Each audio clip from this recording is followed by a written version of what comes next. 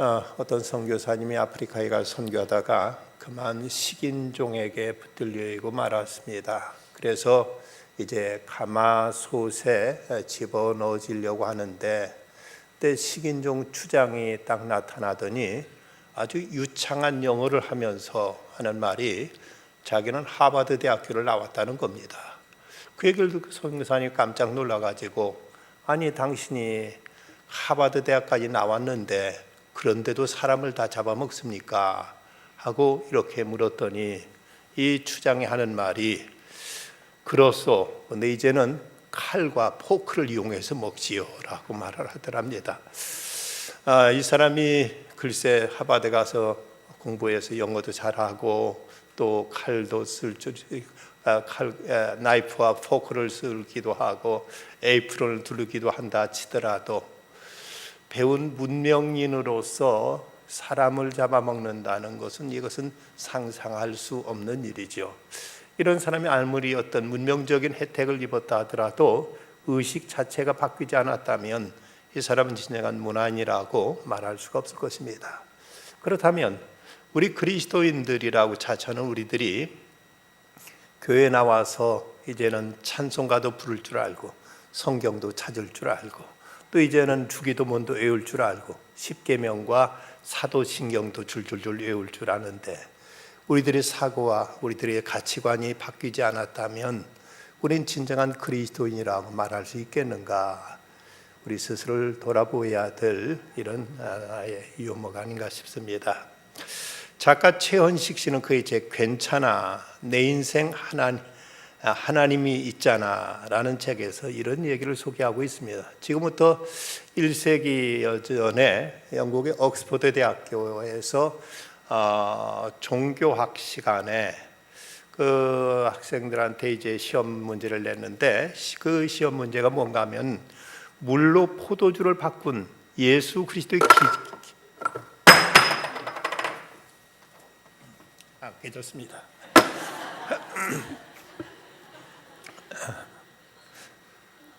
물로 포도주를 주로 만든 예수 그리스도의 기적에 담긴 종교적이고 영적인 의미를 서술하시오라는 이런 문제가 이제 시험 시간에 제출됐습니다. 학생들은 열심히 여기에 대해서 나름대로 이제 자기 생각과 자기가 공부한 것을 이제 서술하고 있는데 한 학생만이 창밖을 몰구름이 쳐다보고 아무 글자도 쓰고 있지 않습니다. 그런데 교수님 그 학생에게 왜 문제를 풀지 않나? 저는 쓸 말이 없습니다.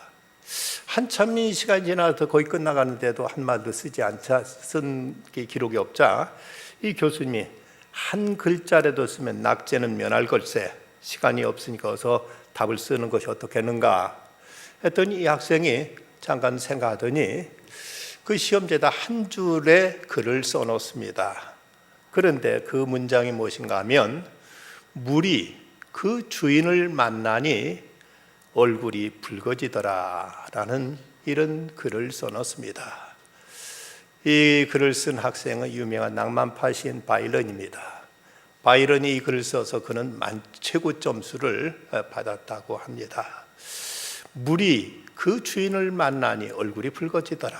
참 시적으로 멋있는 그 가나의 혼인잔치 포도주가 물이 포도주 바뀐 그 내용을 이렇게 바이런은 썼던 것입니다.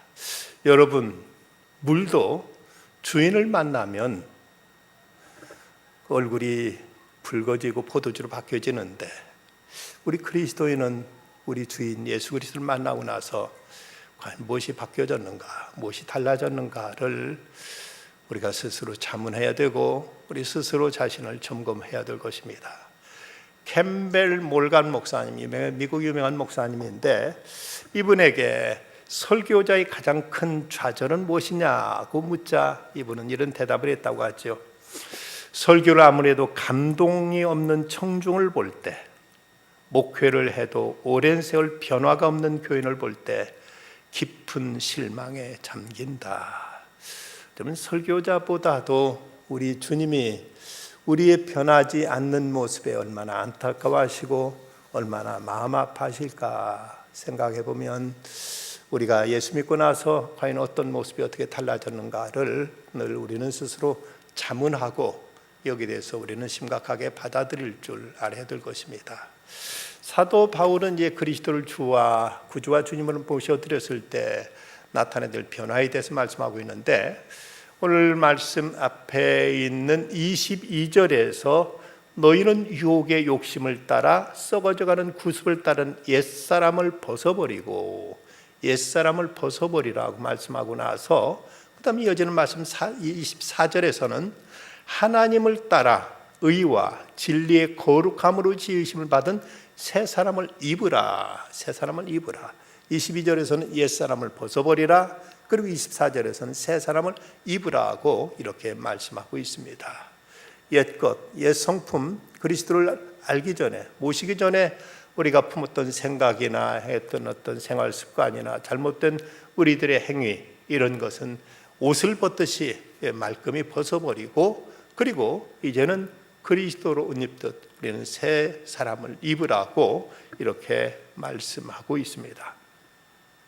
그러면 구체적으로 어떻게, 무엇을 벗고 무엇을 입어야 될 것인가? 옛사람을 벗고 입고 새 사람을 입으라고 했는데 과연 무엇을 벗고 무엇을 입어야 될 것인가? 오늘 말씀을 통해 세 가지 분야를 우리는 생각할 수 있습니다. 그 첫째는 언어의 분야입니다. 우리들의 말이 바뀌어야 된다. 말이 달라져야 된다는 것이죠. 29절 말씀 보면 무릇 더러운 말은 너 입 밖에도 내지 말고 오직 덕을 세우는 데 소용되는 대로 선한 말을 하여 듣는 자들에게 은혜를 끼치게 하라고 이렇게 말씀하고 있습니다. 더러운 말은 너 입 밖에도 내지 말라고 이렇게 말씀합니다.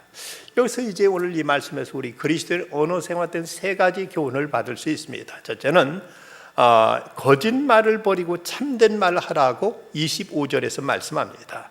그런즉 거짓을 버리고 각각 그 이웃과 더불어 참된 것을 말하라고 이렇게 말씀하고 있는 것이지요. 우리의 말에는 진실성이 있어야 됩니다. 특별히 그리스도인의 말에 있어서는 참 신용이 있어야 되는 것이죠. 예수 믿는다고 하면서 우리들 말 자체가 신용할 수 없는 말이라면 그건 이제 가장 무서운 일이고 가장 이제 타락한 것으로서 정말 그리스도인이냐 하는 이 문제를 의심할 수밖에 없는 것입니다. 아나니아와 삽비라, 우리가 어제입니까? 그 새벽 기도 시간에 요즘 그 말씀 사도행전을 우리가 묵상하고 있는데, 아나니아와 삽비라가 남의 것 도둑질한 것도 없고 그가 크게 나쁜 짓 한 것도 없는데 그들이 즉사한 걸 보면 다른 건 없습니다. 거짓말한 것 때문에, 속인 것 때문에 그야말로 즉사하게 되는 모습을 보면 이 거짓말이 얼마나 무서운 죄인가를 우리는 생각해야만 됩니다. 우리가 자칫 과장하거나 장담하는 것도 때로 거짓에 치우칠 수가 있습니다. 배수량이 46,328톤으로 당시 최대 기선이었고, 당시 선박 기술로 건조된 초호화 여객선 타이타닉 호가 이 그 배가 승객들을 유치할 때 뭐라고 선전했는가 하면 이 배는 하나님도 가라앉힐 수 없는 배라고 이렇게 뻥치었습니다. 보기 좋게 이 배가 그만 사우템프턴 항을 떠나서 뉴욕을 가다가 그만 이 배가 이제 빙산을 만나서 배가 침몰되고 말았죠. 2,500명의 승객을 태우고 천여 항해하다가 빙산과 충돌해가지고 1,795명이 죽고 겨우 705명만 살아남는 사상 최대 해난 사고를 유발하게 되고 말았습니다. 어쩌면 이미 사고를 내포하고 있었다고 말할 수 있죠. 하나님도 침몰시킬 수 없는 배라는 이런 참으로 이런 이제 신성 모독의 말들을 내뱉음으로 인해서 무서운 그런 재앙이 닥치고 말았습니다. 우리 말에 신실성이 있어야 된다. 그런가 하면 더러운 말을 금하고 덕을 세우는 말을 하라고 말씀합니다. 29절 말씀, 무릇 더러운 말은 너희 입 밖에도 내지 말고 오직 덕을 세우는 데 소용되는 대로 선한 말 하여 듣는 자들에게 은혜를 끼치게 하라. 이 더러운 말은 문자적으로 부패한 혹은 썩었다는 뜻으로서 좋지 않은 언어가 아니라 악의가 있는 험담과 중상모략을 나타내는 말입니다. 그래서 이런 더러운 말은 입 밖에도 내지 말아라. 대신 덕을 세우는 데 소용되는 대로 선한 말을 하라고 말씀하고 있습니다.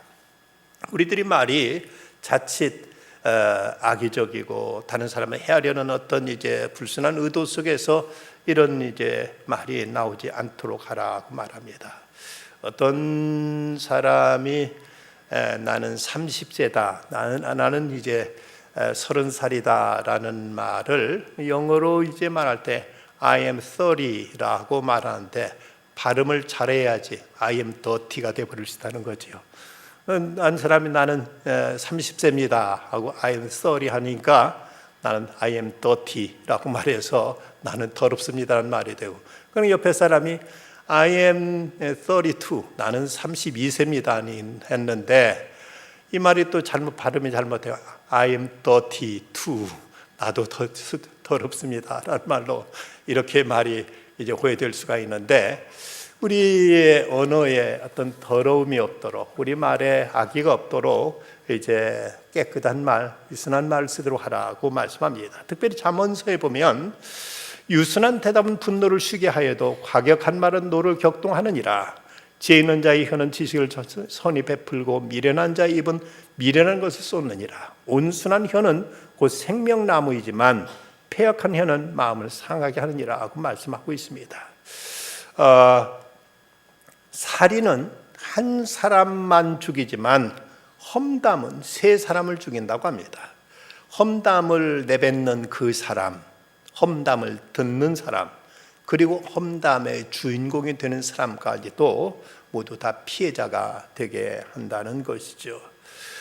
우리에게 있어서 말에 있어서 우리는 덕스러운 말, 어쨌든 다른 사람에게 위로가 되고 소망이 되고 격려될 수 있는 말을 써야지 다른 사람을 놀리고 조롱하고 비난하고 사람들에게 상처를 주는 말이 우리 입에서 농담으로라도 이런 말은 삼가야 됩니다. 자칫 나는 재밌으라고 하는 농담이 다른 사람에게 마음의 비수를 꼽는 이런 말이 된다면 이건 이 언어를 통해서 얼마나 무서운 죄를 짓게 되는가를 알아야 됩니다. 우리가 말에 있어서 악의가 없이 덕이 드는 말을 해야 된다. 또 하나는 악한 분노의 말을 금하고 은혜를 끼치는 말을 하라고 말씀합니다. 31절에서 너희를 모든 악독과 노함과 분냄과 떠드는 것과 비방하는 것을 모든 악의와 함께 버리고, 악독이란 과거에 당한 손해나 모욕에 대한 원한을 버리지 않고 마음속에 품어두어서 이웃과 화해하기를 거부하는 마음 상태를 뜻하는 말이라고 하는데, 그리고 노함은 걷잡을 없이 타오르는 분노로서 급격한 감정의 폭발을 의미하고, 분냄은 통렬하고 악독한 적의가 마음에 자리 잡아서 지속적이고 습관적으로 표현되는 것을 말하고 있습니다. 떠드는 것은 분노를 자제하지 못하고 소리지는 것, 비방하는 것은 상대방을 비방하거나 모욕적인 언사를 사용하는 것들을 가르치고 있습니다. 어떤 사람이 말하는 걸 보면 그 말만 들어도 그 사람에 대해서 90%는 파악할 수가 있다고 합니다. 그 사람의 말만 들어도 그 사람에 대해서 90%는 파악될 수 있기 때문에 예수 믿는 사람은 예수 믿는 나름대로 변화된 그 언어가 있어야 되는 것이죠. 철학자 하이데거는 말하기를 언어는 존재의 집이라면서 그 사람이 쓰는 말과 언어가 그 사람을 지배한다고 말했습니다. 소련의 장수학자인 구리아니는 교수는 말하기를 단명하는 사람들의 공통점은 여러 사람이 모인 곳에서 대화를 석권하거나 남을 헐뜯기를 좋아하는 사람들이 단명한다는 말을 장수학자가 여러 많은 사례를 조사한 끝에 이런 또 결론을 내리기도 했습니다. 언어 도단이라는 말이 있죠. 서로 그 말에 있어서 도가 끊겨져 버린 것, 이런 것처럼 상대방이 서로 언어를 주고받고 서로의 얘기를 듣고 서로 나눠야 되는, 다른 사람 말을 끊고 다른 사람 면박을 주고 하는 이런 사람들은 오히려 자기 목숨도 제대로 부지 못한다고 장수학자는 이렇게 말하고 있습니다. 사람이 말이 변하면 생각이 변하고, 생각이 변하면 마음이 변하고, 마음이 변하면 행동이 변하고, 행동이 변하면 습관이 변하고, 습관이 변하면 인생이 변한다고 하는데, 예수 믿고 새 사람 되었다면 우리들의 말도 언어도 마땅히 이제 달라져야만 될 것입니다. 그래서 29절 끝부분에 보면 듣는 자들에게 은혜를 끼치게 하라. 은혜를 끼친다는 말은 어떤 말일까? 32절에 보면 이렇게 부연해서 설명하고 있습니다.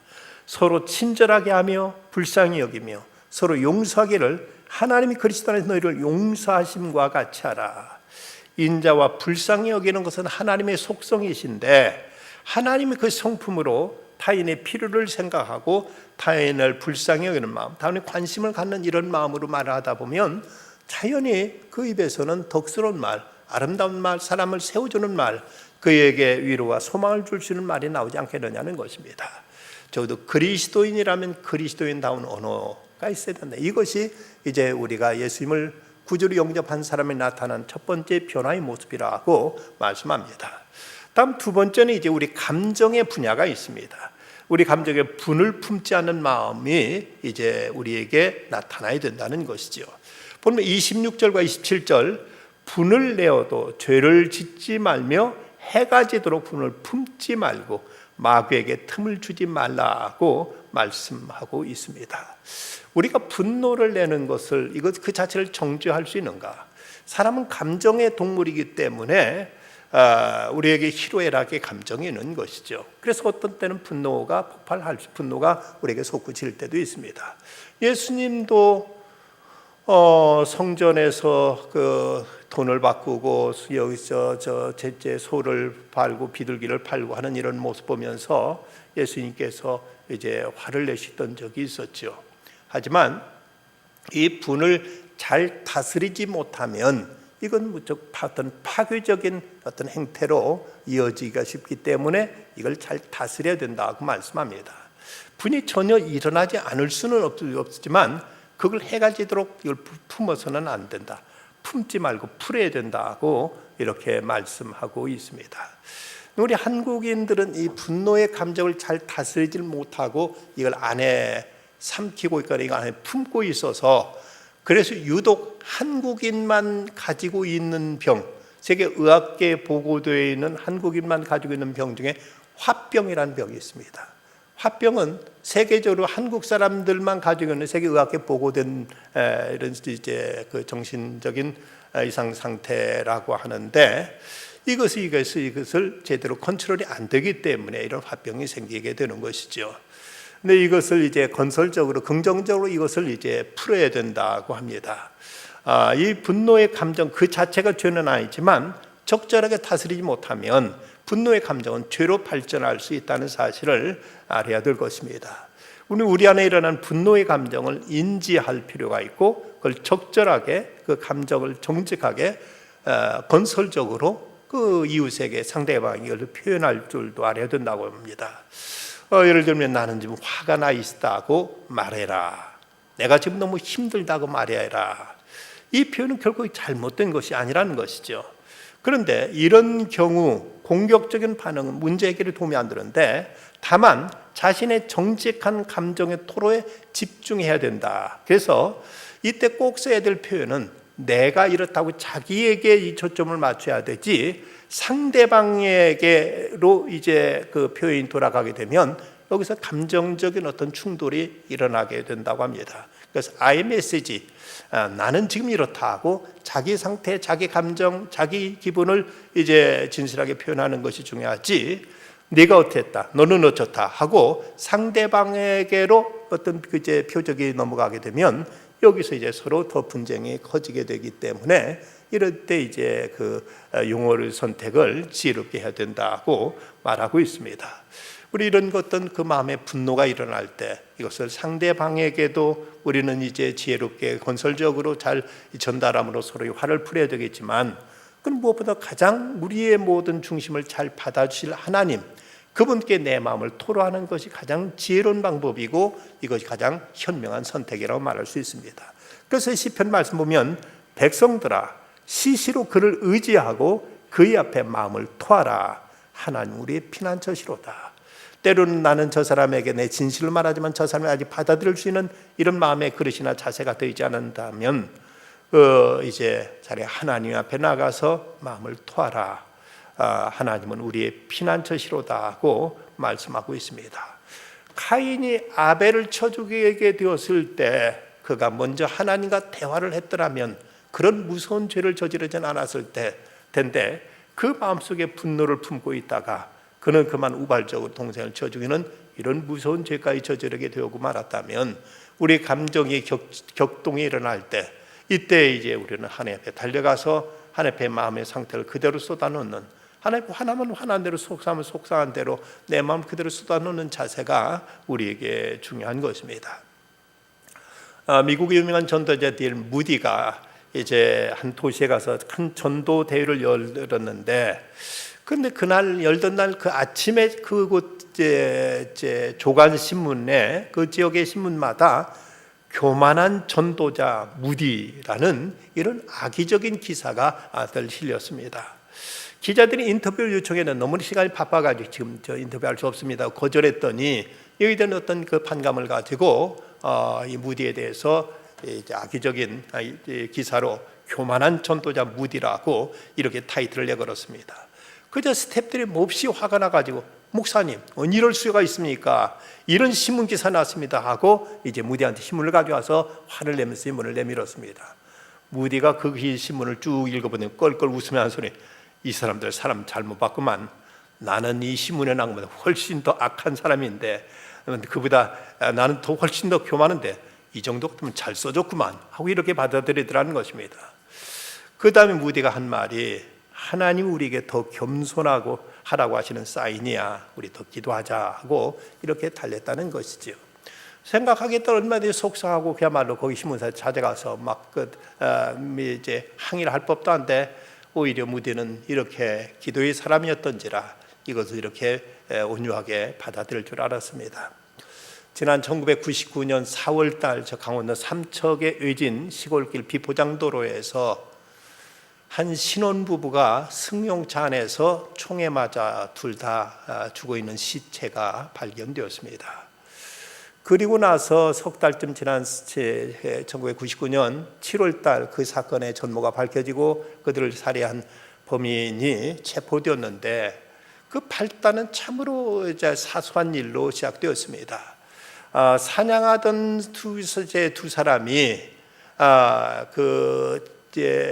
엑센트 승용차를 몰고 달리고 있는데 그때 이제 신혼부부가 거기 신혼여행 왔다가 그랜저를 몰고 가다가 먼지를 날리면서 앞으로 이제 추월하니까 이 뒤에 이제 추월당한 이 엑센트를 몰고 있던 사냥꾼들이 화가 나서 뒤쫓아가고 서로 이제 추월하고 서로 쫓고 하다가는 그만 화가 난다고 그 신혼부부 탄 차에다 총을 쏴가지고는 신혼부부를 죽이고 말았던 것입니다. 이 우발적인 한순간의 분노가 참으로 참혹한 한 이제 막 새로운 가정을 시작하는 이 젊은 부부를만 이제 이렇게 비명해 가게 만들었던 것입니다. 그래서 성경은 말씀하기를 노하기를 더디하는 자는 용사보다 낫고 자기 마음을 다스리는 자는 성을 빼앗는 자보다 낫다고 이렇게 말씀하고 있습니다. 우리 마음까지도 주님께 다스려 주시도록 우리 마음을 주님 앞에 이제 토할 줄 알고 아릴 줄 알고 주님의 성령으로 마음이 이제 다스려지게 될 때 우리는 이제 우리가 마귀의 앞잡이가 되는 이런 분노로부터 벗어나게 될 수 있음을 우리는 알아야 될 것입니다. 마틴 루터는 말하기를 머리 위로 날아가는 새를 막지는 못하지만 머리 위에 둥지를 틀지는 못하게 해야 된다는 말을 했습니다. 무슨 말인가 하면 우리 생각에도 이런저런 악한 생각과 분노와 어떤 이제 상한 생각이 마음을 이제 스쳐 지나갈 때 있다는 거죠. 근데 이것이 우리 머릿속에 우리 마음속에 계속 이제 둥지를 틀듯이 새가 둥지를 틀듯이 우리 마음속에 계속 자리 잡게 해서는 안 된다는 것입니다. 그래서 이제 분을 이제 품지 말라는 이 말씀 속에서 그래 이제 분을 내도 죄를 짓지 말며 해가 지도록 분을 품지 말라. 해가 지도록 다음 날까지 이것을 이제 끌고 가지 말라고 이렇게 말씀하고 있습니다. 유대인들은 해가 지면 다음 날로 여겨서 해가 지도록이란 말은 다음 날까지 끌고 가지 말라는 것입니다. 그날 있었던 일은 그날로 정리하고 이제 그 다음 날은 새로운 마음으로 맞이해야 되지, 어느 때까지 이제 분노를 마음에 품고 있어서는 이것이 마귀에게 이제 사로잡히게 되고 만다고 경고합니다. 이제 끝으로 우리 생활의 분야에서 우리가 변화되어야 될 것이 무엇이냐. 28절, 도둑질하는 자는 다시 도둑질하지 말고 돌이켜 가난한 자에게 구제할 수 있도록 자기 손으로 수고하여 선한 일을 하라고 말씀합니다. 이 세 가지 교훈이 주어지는데, 먼저 도둑질을 하지 말아라. 그리고 두 번째는 선한 일을 해라. 세 번째는 다른 사람에게 구제할 수 있도록 이제 적극적으로 선한 일을 힘써야 된다고 말합니다. 우리가 굳이 이제 도둑질하는 것은 분명 나쁘다는 건 누구나 다 알고 있죠.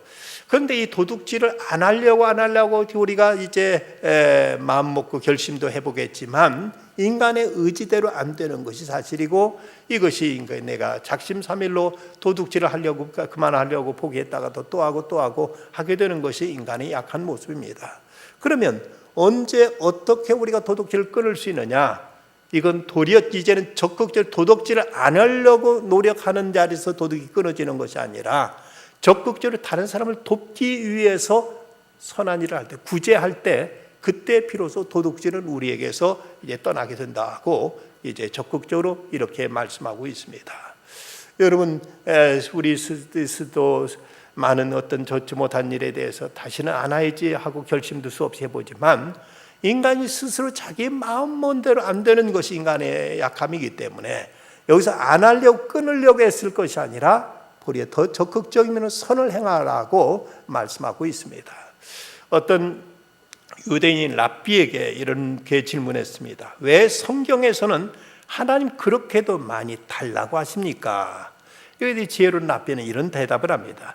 어떤 사람이 어떤 집에 가서 은그릇을 훔쳤다. 그 은그릇을 입은 주인은 실망이 컸다.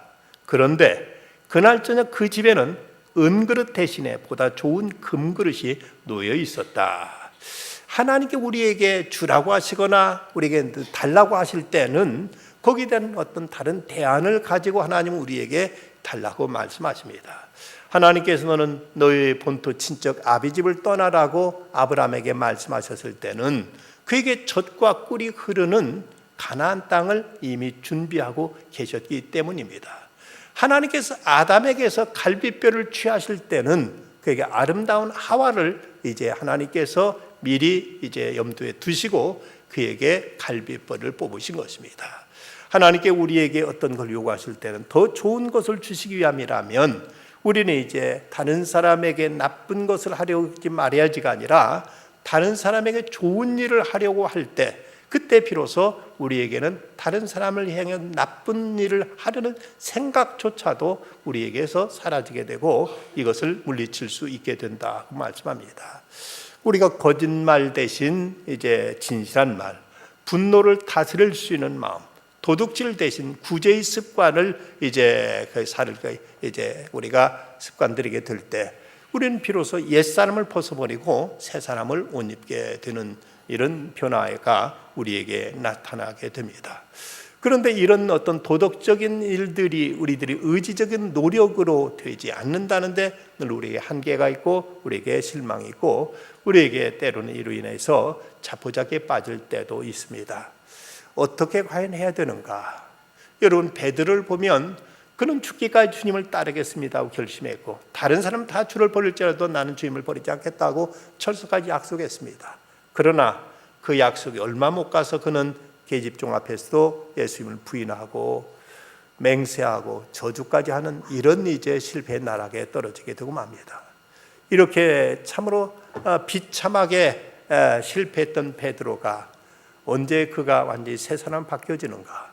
바로 오순절 성령 강림, 성령 충만을 받게 되자 그는 예수님을 심판했던 사내들은 공회 앞에 가서도 너희들이 판단해라. 우리가 하나님 말씀에 듣는 것이 옳은가, 너희들 말을 듣는 것이 옳은가, 너희들이 판단하라 말하면서 우리는 보고 들은 것을 말하지 않을 수 없다 하고 담대히 복음을 전했고 그 감옥에 끌려가서도 그런 거침없이 이제 그리스도를 전하는 이런 전도자로 바뀌어졌던 것을 보게 됩니다. 우리 의지로 안 되기 때문에 성령님의 역사, 성령님의 도우심이 우리에게 필요한 것을 우리는 잊지 말아야 될 것입니다. 그래서 본문 30절 말씀, 하나님의 성령을 근심하게 하지 말라. 그 안에서 너희가 구원의 날까지 인치심을 받았느니라. 로마서 8장 9절에 보면 누구든지 그리스도의 영이 없으면 그리스도의 사람이 아니라고 말씀하고 있는데, 이미 우리가 성령이 우리에게 임하셔서 우리가 그리스도를 구주로 영접하고 주님으로 고백하게 되었는데, 그런데 우리에게 성령이 우리에게 찾아오셨지만 우리는 때로 우리에게 악한 생각, 때로는 이제 옛 생활로 돌아가는 이런 어떤 유혹을 받게 될 때, 그럴 때 성령은 우리들의 이런 모습을 보시고 근심하시고 슬퍼하신다는 사실을 알아야 됩니다. 그럴 때는 우리 마음도 불편하고 불안한 것을 스스로도 느끼게 될 것입니다. 그럴 때는 이건 성령께서 기뻐하지 않는 일이구나, 이건 하나님께서 이것은 슬퍼하시는 일이구나 하고 이 사실을 깨닫고 우리는 그 자리에서 딱 멈추고, 그리고 이제 성령의 감동에 따라서 우리는 선한 일을 하도록 결단하고 우리는 실천해야 될 것입니다. 미국의 작가인 반 게린의 아들 가운데 초등학교 2학년짜리인 매튜가 있었습니다. 근데 이 아이가 만화를 너무 좋아해가지고 도서관에 가서 만화를 보다가 만화를 집으로 이것을 말하지 않고 몰래 훔쳐가지고 왔다가 아버지한테 이걸 들켰습니다. 이 아버지인 반게린이 그를 이제 도서관까지 데리고 가서 도서사서한테 이 아이가 이걸 훔쳤지, 이제 여기서 훔쳐왔습니다 하고 이걸 그 도로 반납하고, 그러자 도서사서가 이 아이를 야단치고 혼내, 다시 그럼 너 이제 크게 혼날 것이다 하고 야단쳐서 데려왔습니다. 그런데 이 녀석이 그 다음에도 또 훔치고 또 그 다음에도 또 만화책을 가서 도서관 가서 훔쳐온 것입니다.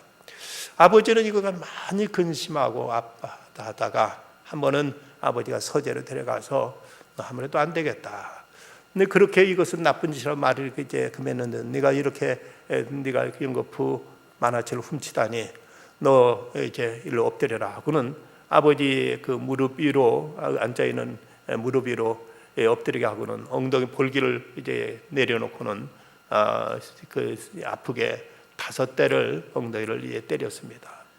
그리고는 이제 아버지가 이제 다른 방으로 한참 있다가 돌아왔는데, 그 후부터는 이 아들이 만화책을 더 이상 훔치지 않았습니다.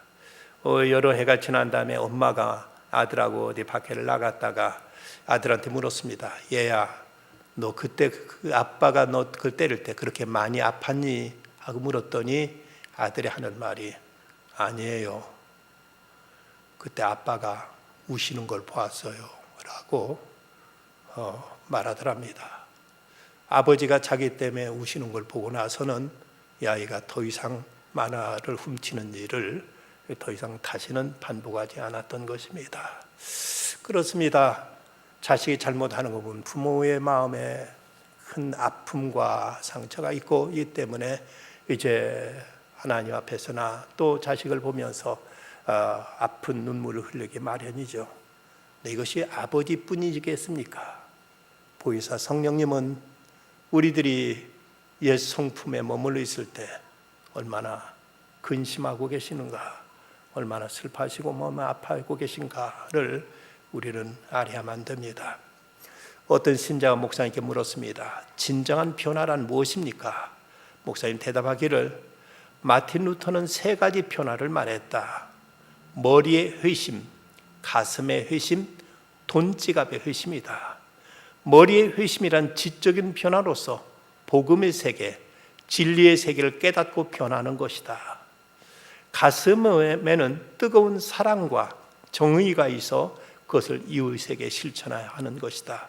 그리고 중요한 것은 물질에 대한 변화로서 물질을 어떻게 모으고 어떻게 사용하는가가 회심의 척도가 된다고 이렇게 대답해 주었습니다. 성령님은 우리가 거짓말하거나 또 분을 내거나 도둑질하면 우리 안에서 근심하십니다. 슬퍼하십니다. 하나님은 우리를 보시면서 우시겠지요. 우리 마음이 불안하고 우리 마음 평화를 잃게 될 것입니다. 그러면 그때 즉각 그 일을 우리는 중단해야만 됩니다. 그리고 이제 하나님 앞에 기도하면 성령께서 우리가 마땅히 해야 될 바를 가르쳐 주실 것입니다. 우리가 주님이 기뻐하시는 일을 하면 하나님도 기뻐하시고 내 마음도 큰 기쁨과 그리고 평안과 또 주님께 주시는 자유가 우리 안에서 샘솟게 되는 것입니다. 성령의 감동을 소멸치 말고 성령의 인도를 따르는 과정, 이것이 바로 성화의 과정이요, 새 옷을 입고 새로운 삶을 살아가는 모습임을 성경은 가르쳐 줍니다. 이런 참된 변화의 삶을 살기 위해서 늘 우리는 하나님 앞에 엎드려서 성령께서 우리들의 마음도, 우리들의 생각도, 우리들의 언어도, 우리들의 삶도 다스려 주도록 늘 우리가 기도하는 중에 성령의 가마 속에 살아가는 나날 속에서 늘 우리는 새로운 그리스도로 변화된 아름다운 삶의 그 변화가 우리 가운데 있어야 되겠습니다. 기도하십시다.